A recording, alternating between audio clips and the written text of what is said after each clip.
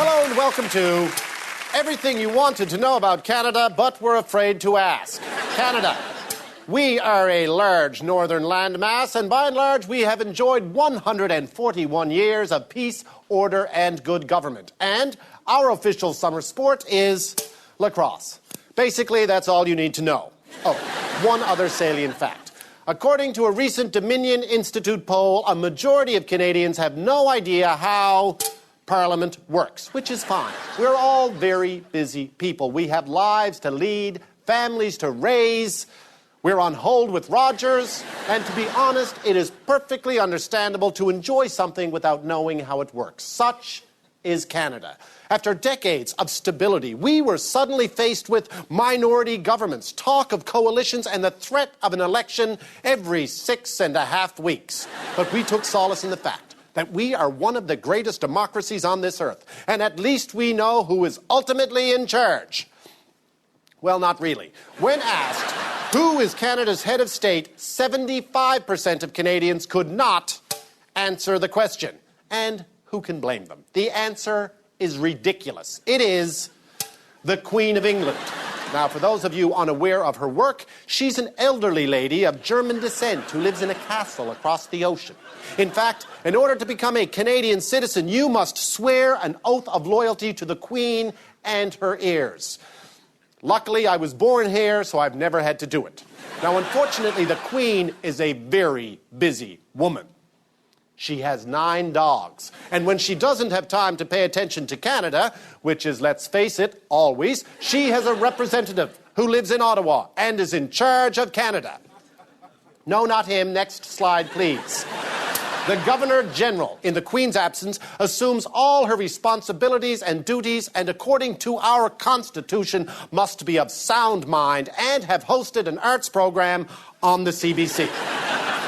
Okay, that's not true. There's no test for her being of sound mind. In this country, nothing happens until the Governor-General says it does. Laws do not get passed. Parliament does not sit. Elections cannot be called. We do not even go to war unless she says so. But to be fair, she takes her orders from the Government of Canada. After all, we are a democracy.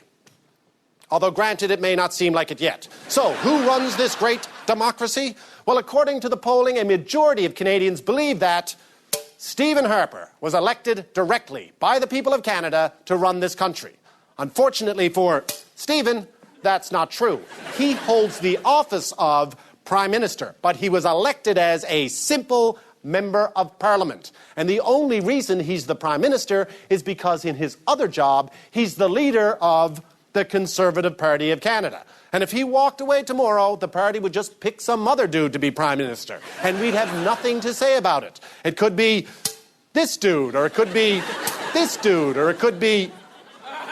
No, it couldn't be that dude. Okay, but wait, it gets weirder. The Prime Minister only keeps his job as long as he enjoys the confidence of the House of Commons, which means on an important vote, a majority of members, regardless of party, must stand up and say, yes, we support you.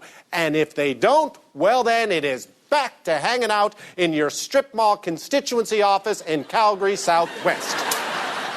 Humiliating, yes. But the advantage of our system is that if our Prime Minister decides to do something completely insane, we have a mechanism to remove him almost immediately. And some countries, they don't enjoy that luxury. And when a Prime Minister loses the confidence of the House, the Governor-General, if the Queen is not in town, will dissolve Parliament and call an election. Or she can go behind door number 2 and ask another party leader if they have the confidence of the House. If the answer is yes, then they become the Prime Minister. That's the way our system works. Now, Stephen Harper found himself in this position less than 9 weeks ago, after his government announced that in their best estimation, after crunching all the numbers, after taking in all the information, Canada was in fine financial shape and would post surpluses for the next 5 years. Now, some people raised an eyebrow. Other people, like every leading economist in the country, raised 2. As a result, a majority of MPs made it clear that if he didn't come clean with the numbers, they would fire him and form a new government. Some people may call this a loss of confidence. Others may call it an intervention. And at this point, the Governor-General prorogued the House of Commons. Prorogued being Latin for technical difficulties, please stand by. Canadians were confused. And Stephen Harper's caucus provided calming analysis. Pierre Blackburn said the opposition was attempting a coup d'etat, a violent overthrow of a duly elected government. Bob Deckhart, he called it treason, punishable by life in prison. And Heritage Minister James Moore said, "My dog wears a raincoat." All of these statements are patently untrue, except for the raincoat, which is just embarrassing.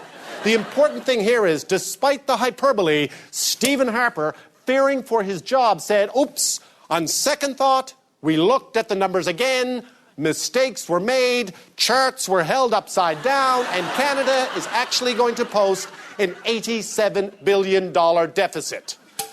Whoops. And when the dust settled, Stephen Harper was still the Prime Minister, and Canadians finally had a clear picture of the economy. And the important thing to know is that despite the confusion, the talk of coalition, and the ridiculous accusations of treason and the suspension of Parliament by an unelected former broadcaster, a system that seemed to be broken was actually hard at work. And that is everything you wanted to know about Canada, but were afraid to ask. God save the Queen.